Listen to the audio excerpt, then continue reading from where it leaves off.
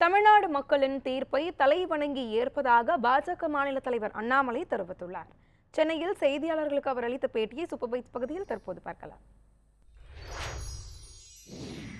பாரதிய ஜனதா கட்சி தேசிய அளவில் நம்முடைய தேசிய ஜனநாயக கூட்டணி ஒரு பெரிய சரித்திரத்தை படைத்து பண்டிட் ஜவஹர்லால் நேரு அவர்களுக்கு பிறகு மூன்றாவது முறையாக தொடர்ந்து பதவி ஏற்கக்கூடிய ஒரு அற்புதமான விஷயத்தை நம்முடைய பாரத பிரதமர் நரேந்திர மோடி அவர்கள் செய்து காட்டியிருக்கின்றார்.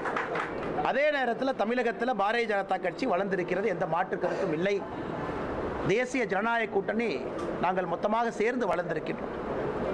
எங்கள் அனைவருக்கும் ஒரு இலக்கு இருந்தது. இந்த முறை தேசிய ஜனநாயக கூட்டணி சார்பாக பாராளுமன்ற உறுப்பினர்களை அனுப்பி வைக்க வேண்டும் என்கின்ற இலக்கு இருந்துச்சு. அந்த இலக்கு எங்களால் அடைய முடியவில்லை என்பது எங்களுக்கு வருத்தமே.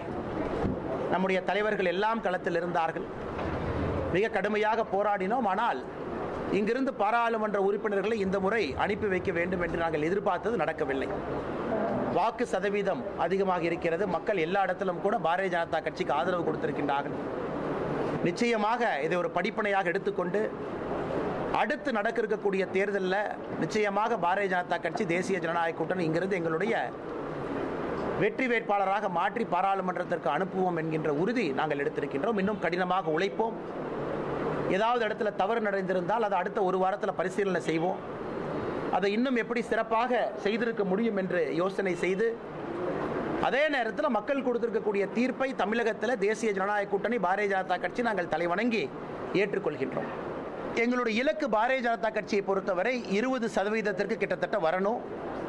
தேசிய ஜனநாயக கூட்டணி எல்லாம் சேரும் பொழுது 25% தாண்டணும். இது எங்களுக்காக நாங்கள் வைத்திருக்கக்கூடிய இலக்கு. கடுமையாக வேலை செஞ்சோங்கண்ணா. ஆனால் தமிழகத்தில்னா ஒரு விஷயத்தை நான் பெருமையாக அங்கே பதிவு செய்ய விரும்புகிறேங்கண்ணா. நமக்கு இருக்கக்கூடிய அரசியல் வேறுபாடுகளை தாண்டி, உதாரணத்திற்கு கோயம்புத்தூரில் ஒரு வேட்பாளராக நான் வாங்கியிருக்கக்கூடிய 4,50,000 வாக்குகளும் பணம் கொடுக்காமல் பெற்றிருக்கக்கூடிய வாக்குகள். ஆனால் யார் கைத்தட்ட அதே போல நம்முடைய வேட்பாளர்கள் கடுமையாக உழைச்சிருக்கிறாங்க. அதுக்கு ஜெயிச்சவங்க நான் குறை சொல்லிங்கன்னா, எங்களுடைய பணி இன்னும் கடுமையான பணி அப்படிங்கிறத நாங்கள் புரிஞ்சுக்கிட்டோம்.